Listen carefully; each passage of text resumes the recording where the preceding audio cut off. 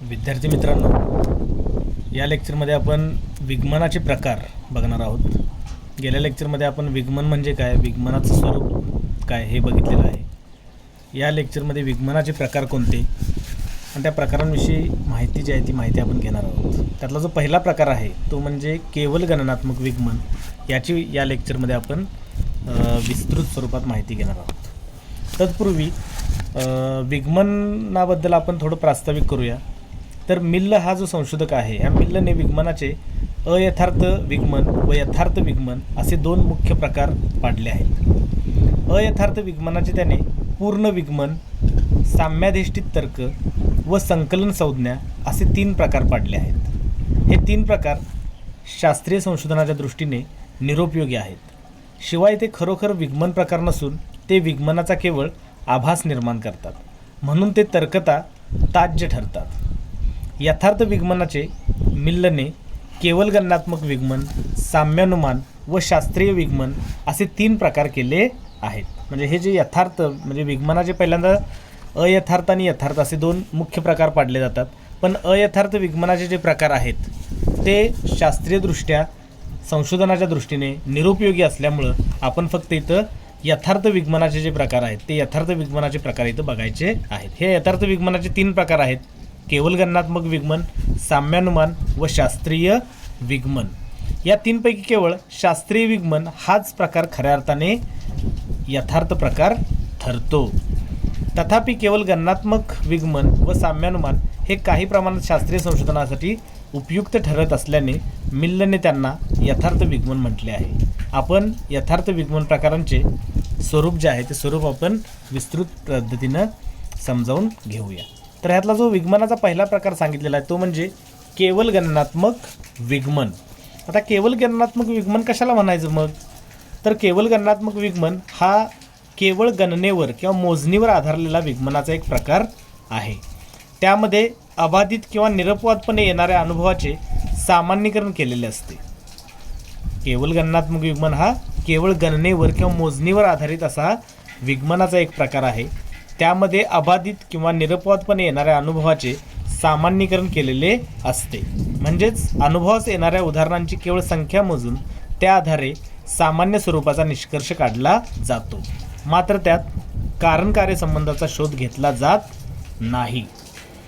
तर ह्या केवल गणनात्मक विगमनाची व्याख्या मग आता पहिल्यांदा बघू आपण. कारण कार्यसंबंधाचा स्पष्टीकरण देण्याचा कोणताही प्रयत्न न करता, कारण कार्यसंबंधाचे स्पष्टीकरण देण्याचा कोणताही प्रयत्न न करता केवळ सारख्या स्वरूपात किंवा निरपवादपणे येणाऱ्या अनुभवाच्या आधारे सामान्य नियम प्रस्थापित करणे म्हणजेच केवल गणनात्मक विगमन होय. म्हणजे बघा इथं की कार्यकारण संबंधाचा कुठल्याही स्पष्टीकरण देण्याचा प्रयत्न न करता केवळ सारख्या स्वरूपात किंवा समान स्वरूपात किंवा निरपवादपणे येणाऱ्या अनुभवाच्या आधारे सामान्य नियम प्रस्थापित करणं म्हणजेच केवल गणनात्मक विगमन होय. दुसरी एक व्याख्या आपल्याला बघता येईल इथं की एखाद्या वर्गातील अनेक वस्तूंच्या ठिकाणी निरपवादपणे एखादा गुणधर्म आढळल्यास त्या आधारे तो गुणधर्म त्या वर्गातील सर्वच वस्तूंच्या ठिकाणी असेल असे अनुमान करणे म्हणजेच केवल गणनात्मक विगमन होय. तिसरी व्याख्या आहे जे.एस. मिल्ल या संशोधकाच्या मते आपणास माहीत असलेल्या प्रत्येक उदाहरणात जी सर्व विधाने सत्य ठरतात त्यांना सामान्य स्वरूपात सत्य ठरवणे म्हणजेच केवल गणनात्मक विगमन होय. जे.एस. मिल्लच्या मते आपणास माहीत असलेल्या प्रत्येक उदाहरणात जी सर्व विधाने सत्य ठरतात त्यांना सामान्य स्वरूपात सत्य ठरवणे म्हणजे केवल गणनात्मक विगमन होय. म्हणजे आपणास माहीत असलेली जी उदाहरणं आहेत त्या उदाहरणामध्ये जी सर्व सत्य विधाने ठरतात त्यांना सामान्य स्वरूपात सत्य ठरवणे म्हणजेच केवल गणनात्मक विगमन होय. म्हणजे आपण याचं उदाहरण बघितल्यानंतर आपल्या लक्षात येईल की विभिन्न स्थळे आणि काळी पाहिलेले सर्व हंस पांढरे आपल्याला आढळलेले आहेत. एकही हंस इतर रंगाचा आढळला नाही, म्हणून आपण काय म्हणू शकतो की सर्व हंस पांढरे असतात. व्यवहारातील अनेक सामान्यीकरणं ही केवल गणनात्मक विगमनाद्वारेच प्राप्त झालेली आहेत. उदाहरणार्थ सर्व गुलाबास काटे असतात, सर्व कावळे काळे असतात, सर्व मांजरांना शेपटी असते इत्यादी. म्हणजे आपण काय करतोय की थोड्याच गोष्टींचा अनुभव इथं घेतोय आणि त्या अनुभवाच्या आधारे आपण काय करतोय की तो गुणधर्म किंवा ते वैशिष्ट्य त्या वर्गातील सर्वच गोष्टींमध्ये असेल असा आपण इथं अंदाज करतोय किंवा इथं आपण असा निष्कर्ष काढतोय. म्हणजे आपण काही गुलाब जे बघितलेले आहेत, गुलाबाची फुलं, त्या गुलाबाच्या फुलांना आपण काटे बघितलेले असतात आणि म्हणून आपण निष्कर्ष काय काढतोय की सर्व गुलाबाला काटे असतात. आत्तापर्यंत आपण जे कावळे बघितलेले आहेत ते सगळे काळ्या रंगाचे आपण बघितलेले आहेत आणि त्यामुळे त्याच्या आधारे आपण काय निष्कर्ष काढतोय की सर्व कावळे काळे असतात. आत्तापर्यंतची जेवढी मांजरं आपण बघितलेली आहेत ते सगळ्या मांजरांना शेपटे आपण बघितलेले आहे आणि त्याच्या आधारे आपण काय निष्कर्ष काढतोय की सर्व मांजरांना शेपटी असते. म्हणजे आपण इथं काय करतोय की आपल्याला अनुभवाला आलेली जी उदाहरणं आहेत त्या उदाहरणांची संख्या आपण मोजतोय आणि ती जराशी जास्त संख्या असेल तर आपण त्या वर्गातील सगळ्या वस्तूंना किंवा व्यक्तींना किंवा प्राण्यांना तो विशिष्ट गुणधर्म लावण्याचा प्रयत्न करतोय. यालाच म्हणायचं आहे केवल गणनात्मक विगमन असं म्हणायचं आहे. आता हे केवल गणनात्मक विगमनाची व्याख्या बघितल्यानंतर त्याचं आपण स्वरूप बघूया. केवल गणनात्मक विगमनामध्ये काही अवस्था असतात. म्हणजे हे केवल गणनात्मक विगमन जे केलं असतं ते विगमन काही अवस्थेमधून जातं. ह्या अवस्था कुठल्या आहेत तर या अवस्था बघूया आपण. सर्वप्रथम आपण एखाद्या वर्गातील अनेक वस्तू मोजतो. आपण सर्वप्रथम काय करतो, एखाद्या वर्गातील अनेक वस्तूंची मोजणी करतो. नंतर त्या मोजलेल्या सर्व वस्तूंच्या ठिकाणी एखादा गुणधर्म असल्याची खात्री करून घेतो. काय करतो, सुरुवातीला आपण एखाद्या वर्गातील अनेक वस्तू मोजतो. नंतर त्या मोजलेल्या सर्व वस्तूंच्या ठिकाणी एखादा गुणधर्म असल्याची खात्री करून घेतो. त्यानंतर मोजलेल्या वस्तूंची संख्या पुरेशी मोठी असल्याची खात्री करतो. पुढे मोजलेल्या कोणत्याही वस्तूमध्ये त्या गुणधर्माचा अभाव नाही ना हेही पाहून घेतो. आणि मग शेवटी त्या वर्गातील सर्व वस्तूमध्ये तो गुणधर्म असला पाहिजे असे आपण अनुमान करतो. यालाच केवल गणनात्मक विगमन असं म्हटलं जातं.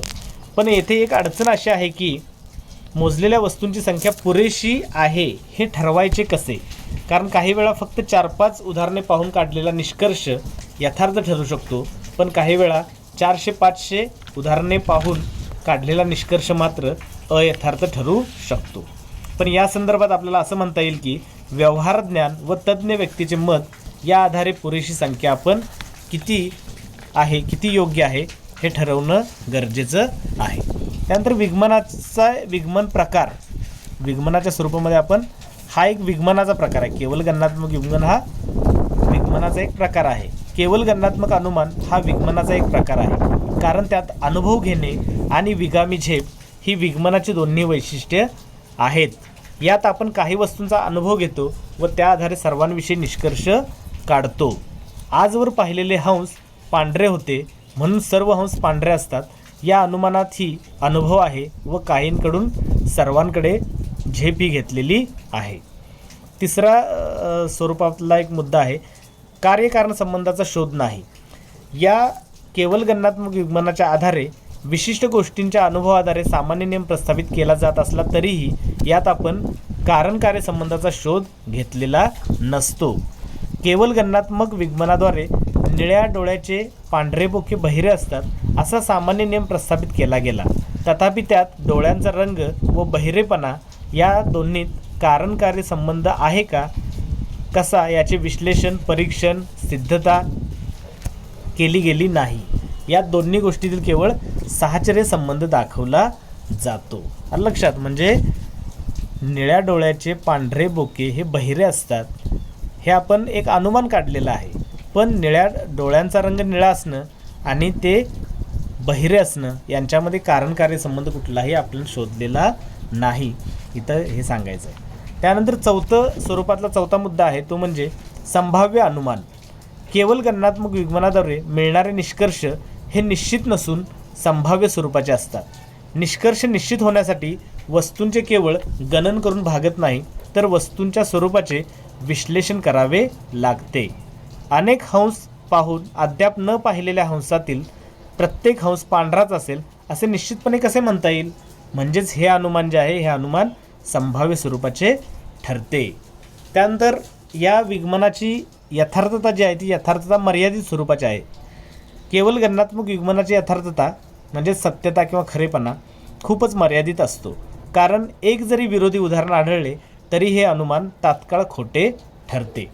युरोप व आशिया खंडातील पांढरे हंस पाहून सर्व हंस पांढरे असतात हे अनुमान ऑस्ट्रेलियातील काळे हंस पाहिल्यावर खोटे ठरते. अनेक मांजरे पाहून सर्व मांजरात शेपटी असते असे अनुमान केले असले तरी शेपटी नसलेले मॅक्स जातीचे एखादे मांजर दाखवून दिले की अनुमान खोटे ठरते. वस्तूंच्या स्वरूपाचे पुरेसे विश्लेषण केले जात नसल्याने या अनुमानाची यथार्थता मर्यादित राहते. म्हणजेच काय की केवळ गणनात्मक अनुमानाची जी यथार्थता जी आहे म्हणजे सत्यता जी आहे ती सत्यता ही मर्यादित स्वरूपाची असते. कारण आपण पाहिलेली जी उदाहरणं आहेत त्या उदाहरणांच्या विरोधी एखादं जरी उदाहरण आपल्याला आढळलं तर काय होतं की आपण काढलेलं जे अनुमान आहे ते अनुमान खोटं ठरण्याची शक्यता असते आणि त्यामुळे ह्याची यथार्थता ही खूपच मर्यादित आहे असं आपल्याला म्हणता येईल. तर आता आपण केवळ गणनात्मक विज्ञानाची व्याख्या बघितली, त्यानंतर त्याचं स्वरूप बघितलं, त्यानंतर आता हे यथार्थ केवळ विज्ञानाच्या काही अटी आहेत. म्हणजे केवळ गणनात्मक विज्ञान जर आपल्याला खरं ठरायचं असेल, यथार्थ ठरायचं असेल तर त्यासाठी काही अटींचं पालन करावं लागतं. ह्या अटी कोणत्या ते आपण बघायचं आहे.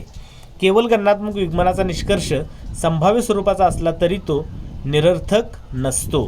त्याची यथार्थता मर्यादित असली तरी पुढील 2 अटींची पूर्तता जर केली तर निष्कर्ष यथार्थ ठरण्याची शक्यता जी आहे ती शक्यता वाढत जाते. आणि लक्षात म्हणजे ह्या 2 अटींचं जर पालन आपण केलं तर केवळ गणनात्मक विज्ञानाद्वारे काढलेला जो निष्कर्ष आहे तो अधिक यथार्थ ठरण्याची शक्यता वाढते. तर हे या अटी कुठल्या आहेत तर त्यातली पहिली अट आहे अधिकाधिक अनुकूल उदाहरणे मिळणे. अधिकाधिक अनुकूल उदाहरणे मिळणे.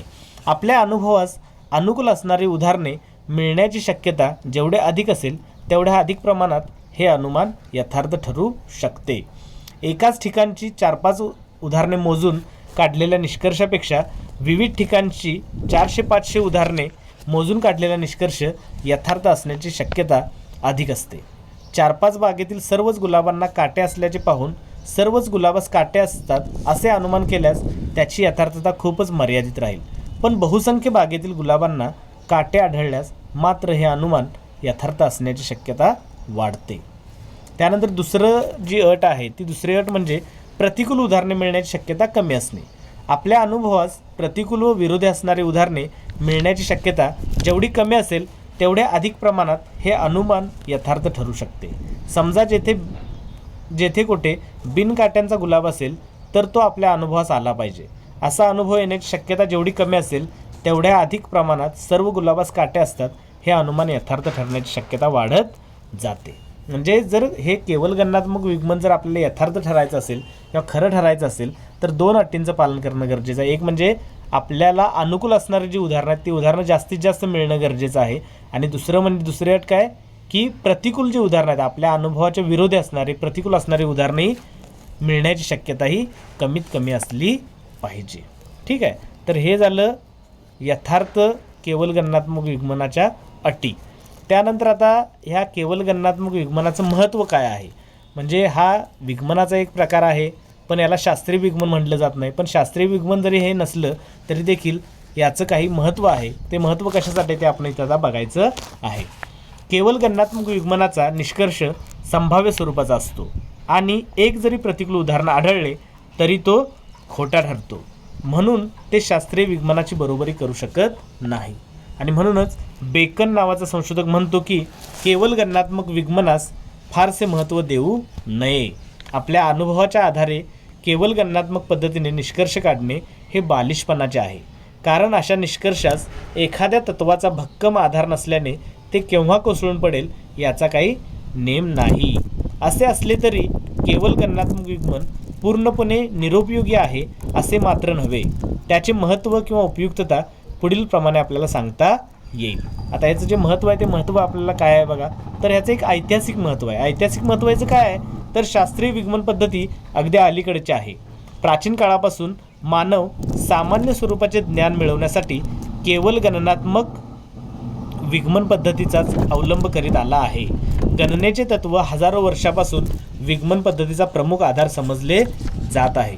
म्हणून त्यास ऐतिहासिक महत्त्व प्राप्त झालेले आहे. त्यानंतर शास्त्रीय महत्त्व. केवळ गणनात्मक विज्ञानात कारण-कार्य संबंध सापडलेला नसतो. जर तो सापडलाच तर त्याचे शास्त्रीय विज्ञानात रूपांतर होते. म्हणून केवळ गणनात्मक विज्ञान हे शास्त्रीय विज्ञानाकडे घेऊन जाणारा आरंभ बिंदू ठरतो. लक्षात म्हणजे याचं शास्त्रीय महत्त्व काय की केवळ गणनात्मक विज्ञान हे शास्त्रीय विगमनाकडे घेऊन जाणारा तो आरंभबिंदू ठरतो. या संदर्भात ग्रुमले नावाचा संशोधक म्हणतो की कारण कार्यसंबंध सुचवण्याची संधी देणे हेच केवळ गणनात्मक विगमनाचे महत्त्वाचे कार्य आहे. म्हणजे कार्यकारण संबंध जो आहे तो सुचवण्याची संधी देणं हेच केवळ गणनात्मक विगमनाचं महत्त्वाचं कार्य आहे. दोन गोष्टीत नित्य संबंध वा साहचर्य संबंध आढळतो म्हणून त्यांच्यात कारण कार्य संबंध असावा असे वाटते व त्यातूनच शास्त्रीय संशोधनास चालना मिळते. शास्त्रीय विगमनाने सिद्ध झालेले अनेक अभ्युपगम हे केवळ गणनात्मक विगमनाचेच सुचलेले होते म्हणून त्या शास्त्रीयदृष्ट्या महत्त्व आहे. म्हणजे याचं शास्त्रीयदृष्ट्या देखील महत्त्व आहे. आणि त्यानंतर तिसरं जे महत्त्व त्याचं आहे ते म्हणजे व्यावहारिक महत्त्व. केवळ गणनात्मक विगमनास व्यवहारातही महत्त्व आहेच. शास्त्रीय विगमनाची गुंतागुंतीची पद्धती व्यवहारात सामान्य माणूस फारशी वापरत नाही. अनुभवावर आधारलेले सामान्य ज्ञान मिळवण्यासाठी तो केवळ गणनात्मक पद्धतीच वापरतो. म्हणजे आपण व्यवहारामध्ये शास्त्रीय विगमन पद्धती कधीही वापरत नाही कारण त्याची जी प्रक्रिया आहे ती खूपच गुंतागुंतीची आहे आणि त्यामुळं आपण व्यवहारामध्ये ही केवळ गणनात्मक विगमन पद्धतीच आपण अधिक प्रमाणात वापरतो. व्यवहारातील बहुतेक सामान्य विधाने म्हणजे आपण जे सामान्यकरण केलेलं आहे किंवा आपण जे सामान्यीकरण करून जी निष्कर्ष काढलेले आहेत, उदाहरणार्थ स्त्रियाला आजाळू असतात, प्राध्यापक विसरभोळे असतात, मुले खोडकर असतात इत्यादी, ही जी विधानं आहेत ही विधानं केवळ गणनात्मक विगमनानेच आपल्याला मिळालेली आहेत. विभिन्न स्थळ काळातील लोकांना आलेल्या समान स्वरूपाच्या अनुभवावरून त्यांनी काढलेले निष्कर्ष पूर्णतः निरर्थक असतील असे कसे आपल्याला म्हणता येईल. आणि त्यामुळंच केवळ गणनात्मक विगमन जे आहे ते केवळ गणनात्मक विगमन आपल्याला महत्त्वाचं आहे असं आपल्याला सांगता येईल. आलं लक्षात तुमच्या? तर ह्या केवळ गणनात्मक विगमनामध्ये आपण केवळ गणनात्मक विगमन म्हणजे काय त्याची व्याख्या बघितलेली आहे, त्याचं स्वरूप बघितलेलं आहे, त्याचबरोबरीनं केवळ गणनात्मक विगमनाच्या यथार्थतेच्या अटी बघितलेल्या आहेत आणि ह्या केवळ गणनात्मक विगमनाचं महत्त्व बघितलेलं आहे. हे महत्त्व आपण तीन प्रकारचं बघितलं आहे. एक म्हणजे ऐतिहासिक महत्त्व त्याला आहे, शास्त्रीय महत्त्व आहे आणि त्याचबरोबरीनं व्यावहारिक महत्त्व देखील त्याला आहे. ठीक आहे. तर हा झाला विगमनाचा पहिला प्रकार केवळ गणनात्मक विगमन.